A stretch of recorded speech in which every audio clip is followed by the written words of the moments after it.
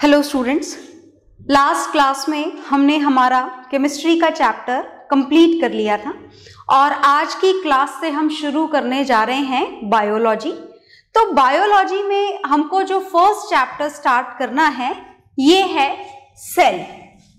तो हम जो शुरुआत करने जा रहे हैं चैप्टर की वो शुरुआत करने जा रहे हैं सेल चैप्टर की। ओके, तो सेल चैप्टर के बारे में हमें क्या पढ़ना है, क्या जानना है इस चैप्टर में, हमको सुनिएगा ध्यान से। सेल ही जानना है बस। ओके, इसका स्ट्रक्चर, इसके फंक्शन, इसके कॉन्सेप्ट, मतलब जो भी जानना है, this is all each and everything about the cell. Okay, तो सेल की शुरुआत कहाँ से हुई, कहाँ से ये वर्ड हमारे सामने आया, यहां से हम शुरुआत करते हैं। तो देखो, जो सेल वर्ड हमारे सामने आया, ये सेल वर्ड हमारे सामने आया एक लैटिन वर्ड से, और जिस लैटिन वर्ड से ये सेल वर्ड डिराइव हुआ है, दैट लैटिन वर्ड इज सेल्यूला। और सेल्यूला का मतलब क्या होता है? सेल्यूला का मतलब होता है लिटिल रूम्स। क्या मतलब होता है सेल्यूला का? लिटिल रूम, मतलब छोटे छोटे कमरे। तो ये किसके कमरों की बात हो रही है? This is all about the living beings. Is it okay? तो सेल को सेल्यूलर वर्ड से क्यों डिराइव किया गया, इसको लिटिल रूम्स क्यों बोला गया, वो हमको इसकी डेफिनेशन से क्लियर होगा। तो चलिए मैं सेल की डेफिनेशन आपके सामने लिख देती हूं। और क्या होती है सेल की डेफिनेशन?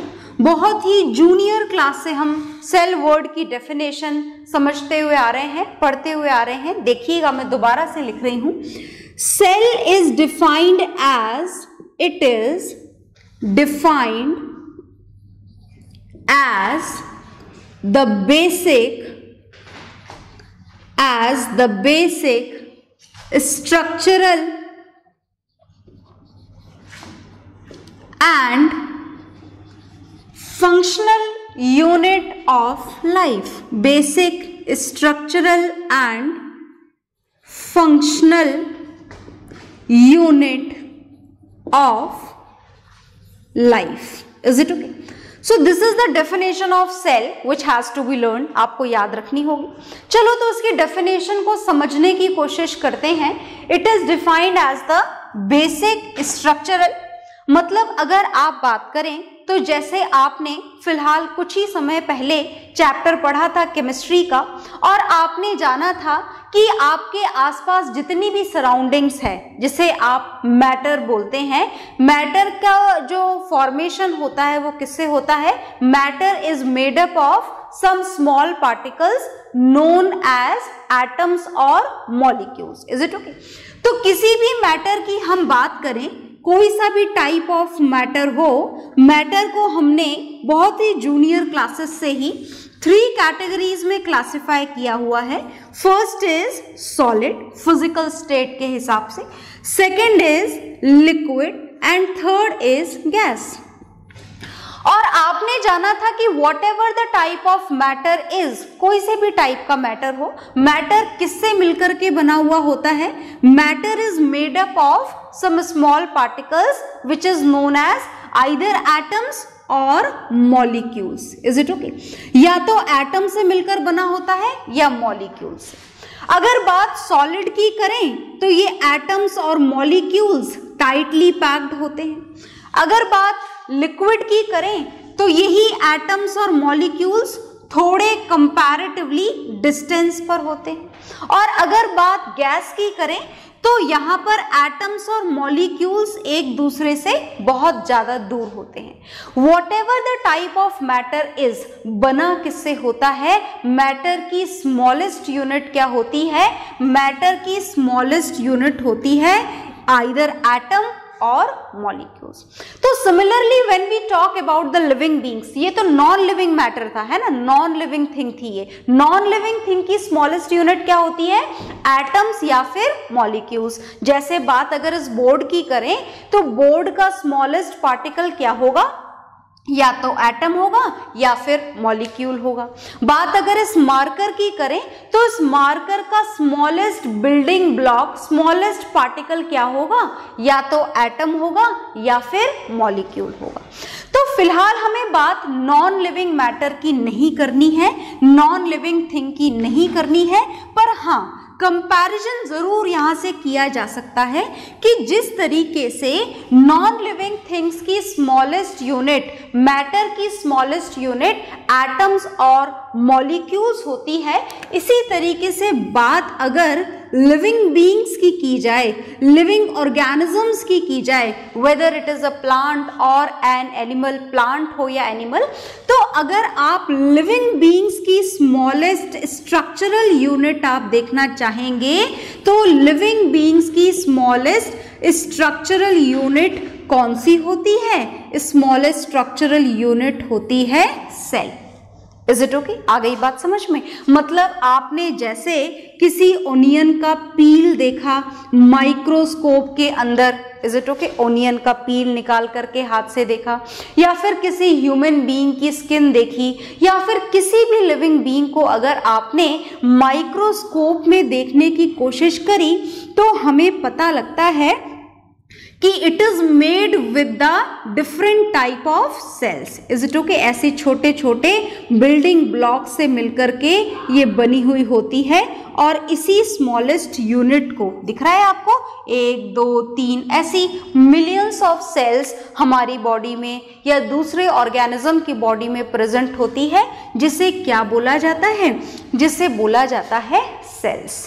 आ गई बात समझ में? तो आई होप आपको ये तो समझ में आ गया होगा कि सेल को स्ट्रक्चरल और फंक्शनल यूनिट ऑफ लाइफ क्यों बोला जाता है। This is the smallest structural and functional unit of life. Okay, तो अब देखिए हमें ये तो समझ में आ गया कि जो लिविंग बीइंग्स हैं, जो भी टाइप का लिविंग बीइंग हो, छोटा सा ऑर्गेनिज्म हो, माइक्रो ऑर्गेनिज्म हो, और whether whatever the type of organism is, each and every organism is made up of cell, similarly as each and every matter is made up of atoms और molecules. Is it okay?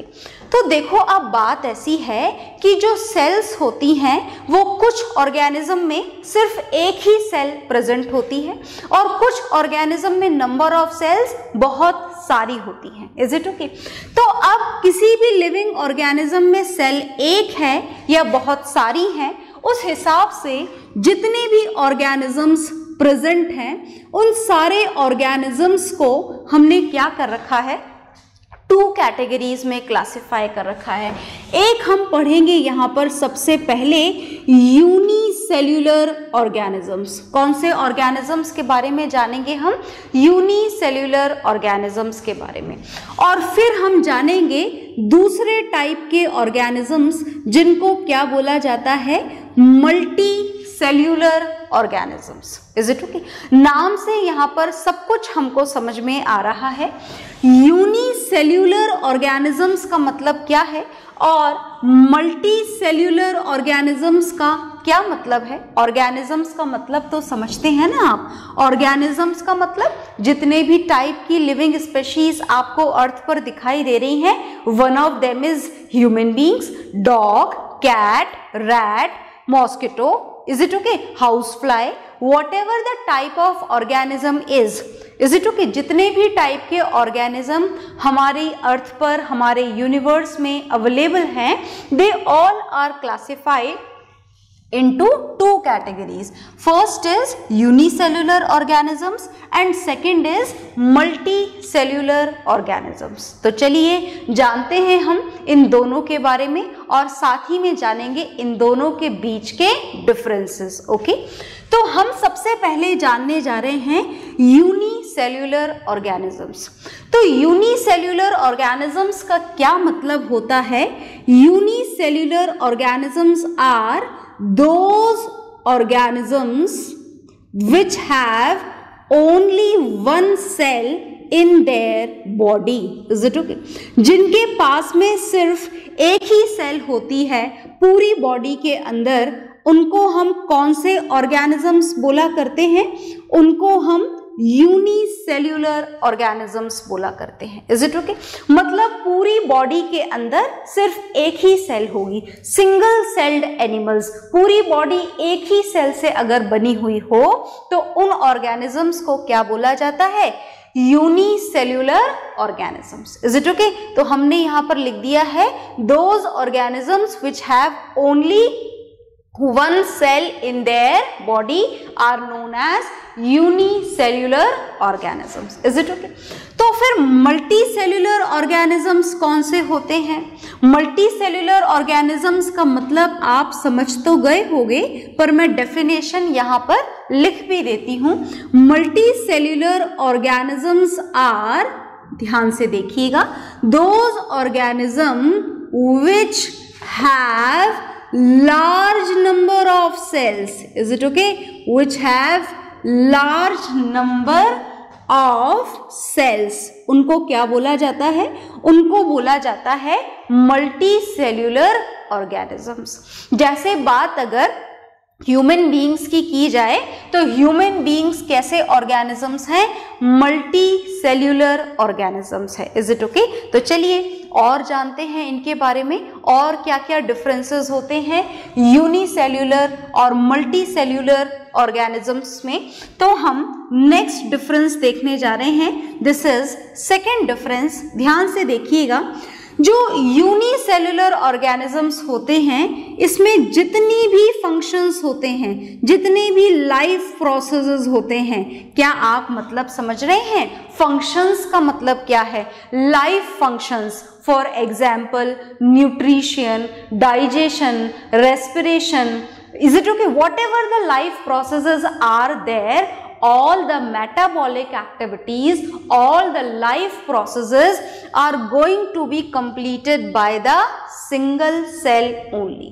तो जितने भी functions होते हैं, जितने भी work होते हैं, जितने भी life processes होते हैं, all the functions are completed by one cell only. जब है ही एक सेल तो सारे फंक्शंस एक ही सेल को कंप्लीट करने पड़ेंगे। तो वही हमने लिखा हुआ है, all the functions are completed by single cell only. पर यहां पर ऐसा नहीं है। मल्टी सेल्यूलर के पास में तो बहुत सारी डिफरेंट टाइप की सेल्स होती हैं, बहुत सारे काम होते हैं, डिफरेंट फंक्शंस होते हैं। तो सारे फंक्शंस, सारी लाइफ एक्टिविटीज एक सिंगल सेल को नहीं करनी होती है। तो हम यहाँ पर लिखेंगे डिफरेंट फंक्शंस। क्या लिखेंगे हम यहाँ पर? पॉइंट हमारा different functions, different life processes are performed by single cell? No, not at all. Are performed by different cells. As it is having a lot of a different number of cells, large number of cells, तो definitely जो काम होता है वो क्या हो जाता है? डिवाइड हो जाता है। अलग अलग सेल्स को अलग अलग काम करने होते हैं। कौन से ऑर्गेनिजम्स की बात अगर की जाए? मल्टी सेल्यूलर ऑर्गेनिजम्स की। तो चलो कुछ और भी डिफरेंस जानते हैं हम इनके बारे में। जो थर्ड पॉइंट आपको जानना है यूनिसेल्यूलर ऑर्गेनिजम्स के बारे में, सुनिएगा ध्यान से। जो यूनिसेल्यूलर ऑर्गेनिजम्स होते हैं इसमें जो रिप्रोडक्शन का प्रोसेस होता है, रिप्रोडक्शन का मतलब आप समझते होंगे, production of the new offspring, एक न्यू टाइप के न्यू लिविंग बीइंग का प्रोडक्शन हो जाना, that is known as reproduction. Then in that condition reproduction is also done by the single cell. Is it okay?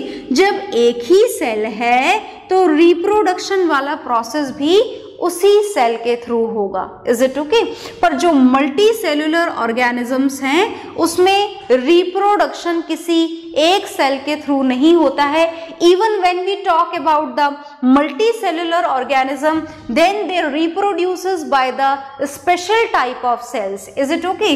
Reproduction जो होता है multi cellular organisms में, reproduction is done by the special cells which is helpful only for the process of reproduction, and therefore these cells are known as reproducing cells. Is it okay?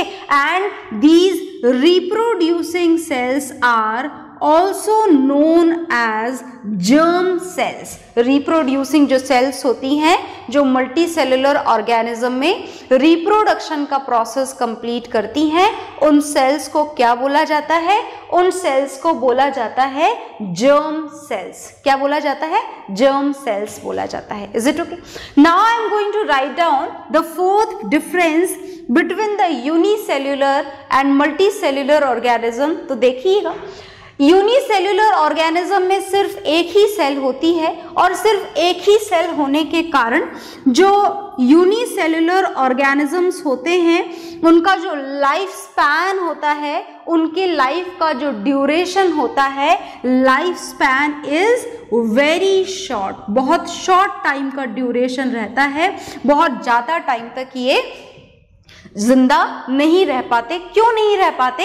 As only one cell is there which has to perform all the functions, no repairing, no recovery, nothing can be done, so their life span is very short. And when we talk about the multi cellular organisms, then their life span is comparatively long. अब life span देखो, अलग अलग ऑर्गेनिज्म का अलग अलग होता है, but when their life duration is going to be compared with the unicellular organism, then it is comparatively long. तो आप life span is too long नहीं लिखेंगे, it is long. It is different for the different species, different organisms, but it is comparatively, comparison has to be done only with the unicellular organism. So when we compare it with the unicellular organism, then its lifespan is comparatively long. So these are the differences between unicellular and multicellular organism. Note down these differences in your science copies. Is it okay? मैं side में हट रही हूँ, आप इन differences को note down करेंगे। okay? तो note down कर लीजिए। तो वीडियो पॉज कर लेंगे आप, नोट डाउन कर लिया है तो बहुत बढ़िया बात है, और नहीं करा है तो पॉज करके नोट डाउन करेंगे। It is very important, note down करना होता है आपको ये सब। तो अब हम चल रहे हैं आगे, और देखो हमने सेल के हिसाब से ऑर्गेनिजम्स को 2 कैटेगरीज में क्लासिफाई करा। These are unicellular and multicellular organisms. अब इस क्लासिफिकेशन के बाद में जो हम जानेंगे वो क्या जानेंगे? हम जानेंगे about the discovery of cell, कि आखिर सेल की डिस्कवरी कैसे हुई। Is it okay? किसने डिस्कवर करा, किसने बताया कि लिविंग ऑर्गेनिज्म की जो बेसिक स्ट्रक्चरल और फंक्शनल यूनिट ऑफ लाइफ है, दैट इज सेल। ये किसने हमको बताया, किसने इतनी सारी बातें बताई कि सेल के अंदर न्यूक्लियस होता है, प्रोटोप्लाज्म होता है, साइटोप्लाज्म होता है। तो finally our next topic is discovery of cell. जो हमारा नेक्स्ट टॉपिक है वो नेक्स्ट टॉपिक क्या है? हमारा नेक्स्ट टॉपिक है डिस्कवरी ऑफ सेल। तो जो सेल की डिस्कवरी है वो ऐसे अचानक से एक बार में नहीं हो गई थी कि भाई किसी ने सेल भी देख ली, उसके अंदर न्यूक्लियस भी देख लिया और उसके अंदर की पूरी रिसर्च किसी एक ही साइंटिस्ट ने कर डाली। ऐसा नहीं था। ये जो सेल की डिस्कवरी हुई है ये स्टेप बाय स्टेप हुई है, और इस डिस्कवरी में बहुत सारे साइंटिस्ट का रोल है, किसी एक का नहीं। तो चलिए उनमें से कुछ जो मेजर रोल जिन्होंने प्ले करा इस डिस्कवरी ऑफ सेल में, उनके बारे में हम जानेंगे और उनके कंट्रीब्यूशन के बारे में भी जानेंगे। Is it okay? तो सबसे पहले इस डिस्कवरी में जिनका रोल था, He was रॉबर्ट हुक। उनका जो नाम था वो क्या था? उनका नाम था रॉबर्ट हुक। और देखो रॉबर्ट हुक ने जो डिस्कवरी करी सेल की, इज इट ओके? तो डिस्कवरी करने के लिए उन्होंने कुछ ना कुछ तो देखा होगा, जैसे किसी एनिमल को देखा होगा या किसी प्लांट को देखा होगा। तो किस चीज को उन्होंने देखा? This is very important. सबसे पहले हम ये जानते हैं कि आखिर इन्होंने सेल को कहां पर ऑब्जर्व करा। तो इन्होंने सेल को ऑब्जर्व करा कॉक सेल को। क्या आप कॉक जानते हैं? शायद आपने कहीं देखा हो केमिस्ट्री लेबोरेटरी में, या फिर शायद घर में कोई पर्टिकुलर बॉटल्स ऐसी होती हैं जो बॉटल्स को हम यहाँ पर बॉटल्स की कैप लगाने के लिए, एक तो वो कैप आती है जो आप ऐसे गोल गोल घुमा के लगाते हो, it is not like that. ये कॉक की बनी हुई अलग से एक बॉटल कैप होती है जिसे जस्ट हमको यूं फिट कर देना होता है। सो उन्होंने इसी बॉटल कॉक को ऑब्जर्व करा, और ये जो ऑब्जर्वेशन उन्होंने किया, this observation was done under his self designed microscope. इन्होंने ही बनाया था उस माइक्रोस्कोप को, जिस माइक्रोस्कोप के अंदर इस को देखा गया। किसको देखा गया? इस बॉटल के कॉक को देखा गया, इस बॉटल की कैप को देखा गया। और जब माइक्रोस्कोप के अंदर इस बॉटल कॉक को इन्होंने देखा, आप जानते तो हो ना कि कॉक किसका बना हुआ होता है? कॉक is made with the bark of a tree. Is it okay? जो ट्री की अपर मोस्ट डेड लेयर होती है ना, जो ट्री के स्टेम के ऊपर आपने कभी देखी होगी, यहाँ आ जाती है, यहाँ आ जाती है, जिसे आप शायद स्क्रैप करके कभी खेल खेल में निकालते भी हो, that is bark of a tree. और इस बार्क की क्या बनाई जाती है? ये कॉक बनाया जाता है। इवन आप इसकी बॉल से क्रिकेट भी खेलते हो, कॉक बॉल से, सुना है ना आपने? तो ये है जी कॉक। और इस कॉक को इन्होंने किसके अंदर स्टडी किया? He studied it under his own designed microscope. और जब स्टडी किया तो पता लगा कि ये तो बिल्कुल उसकी तरह दिखता है, हनी कॉम की तरह। ये ऐसे स्ट्रक्चर्स उनको दिखाई दिए, बिल्कुल सिमिलरली ऐसे छोटे छोटे से स्ट्रक्चर्स उनको उसके अंदर दिखाई दिए। और जब ऐसे स्ट्रक्चर उनको उस कॉक में दिखाई दिए तो उनको समझ में आ गया कि भाई जितने भी लिविंग बीइंग्स हैं, जितनी भी लिविंग पार्ट हैं, लिविंग मटेरियल्स हैं, उनमें क्या प्रेजेंट होता है? ये सेल प्रेजेंट होती है। छोटे छोटे से रूम्स की तरह दिखाई देख रहे हैं ना, देखो ये छोटा रूम, ये another room, another room, another room, another room. And because of that only Robert Hooke was responsible for the discovery of cell। तो जो रॉबर्ट हुक ने सेल की डिस्कवरी करी, it was done by the study of this bottle cork, is it okay? And this was the discovery of a dead cell। Robert Hooke ने जो discovery करी थी वो किसकी डिस्कवरी करी थी? रॉबर्ट हुक ने कॉक में देखा था, और कॉक तो प्लांट के बाग से बनी हुई होती है और उसमें तो डेड सेल्स होती हैं। मतलब Robert this Hooke is responsible for the discovery of dead cell, and this discovery of dead cell was done in the year 1665। कब करी थी उन्होंने डिस्कवरी?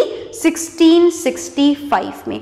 ये ईयर और ये डेड सेल और ये नाम आपको याद रखना होगा। Is it okay? तो क्या लिविंग सेल की डिस्कवरी हुई ही नहीं? बिल्कुल हुई।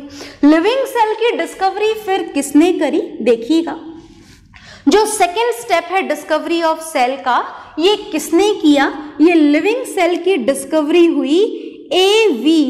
ल्यूवेनहुक के through. Is it okay? A.V.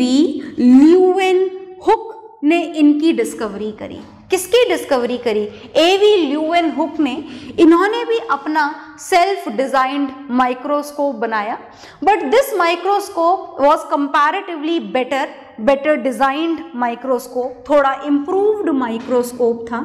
तो इन A.V. ल्यूवेनहुक ने जो डिस्कवरी करी, it was done as comparatively you can say that it is comparatively improved microscope।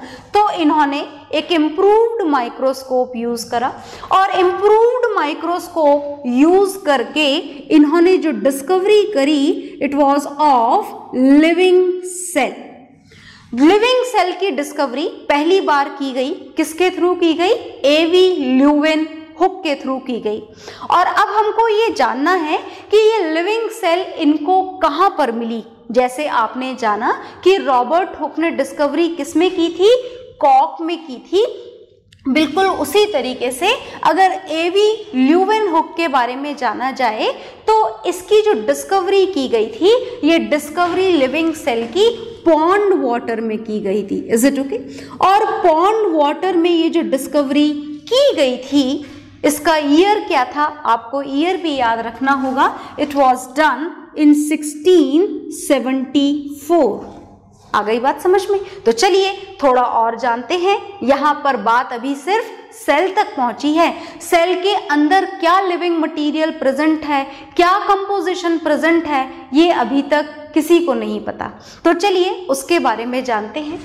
इसके बाद में जो थर्ड इंपॉर्टेंट जो डिस्कवरी हुई सेल के बारे में, it was done by the scientist Robert brown. और रॉबर्ट ब्राउन ने जो इंपॉर्टेंट डिस्कवरी करी वो बहुत ज़्यादा इंपॉर्टेंट थी, क्योंकि ये सेल के अंदर के कंपोनेंट तक पहुंच गए। और इन्होंने जो डिस्कवरी करी, this was the discovery of nucleus, which is usually centrally located part of the cell. Is it okay? And this discovery of nucleus, which is in the center of the cell, this discovery was done in the year 1831. Is it okay? फिर जो scientist आए, fourth जो important discovery जो आपको याद रखनी है, this is the discovery of a term and which was given by the scientist Purkinje, and this was the discovery of protoplasm. इन्होंने एक नया वर्ड प्रोवाइड करा, प्रोटोप्लाज्म। अब प्रोटोप्लाज्म का मतलब क्या होता है? प्रोटोप्लाज्म का मतलब होता है living material inside the cell. Living material inside the cell. Is it okay? ये लिविंग मटेरियल, सेल के अंदर जो भी लिविंग मटेरियल होता है, जैसे मैं नाम आपको बता देती हूँ, जैसे cytoplasm is one of them. अगर आपको नहीं पता है तो मैं आपको बताऊंगी what is this cytoplasm, don't think about it much. Now the next is nucleus and the next is all the cell organelles. Is it okay? जितने भी सेल ऑर्गेनल्स होते हैं सेल के अंदर, थोड़े बहुत नाम आपको याद होंगे, मैं अभी नाम बताकर आपको कंफ्यूज नहीं करूंगी, पर फिलहाल आप सिर्फ इतना समझें कि सेल के अंदर के जितने भी कंटेंट थे लिविंग मटेरियल्स, उनको इन पर्किंजे ने क्या नाम दिया? protoplasm. And this is also important term which was given by the Purkinje. So whatever the important part of the discovery of cell is there, each and everything is there in front of you. Note it down in your science registers. Video आप pause करेंगे और pause करके note down करेंगे। Is it okay? और इसके बाद में हम लोग पढ़ेंगे नेक्स्ट क्लास में। ओके, सो बाय एवरीवन।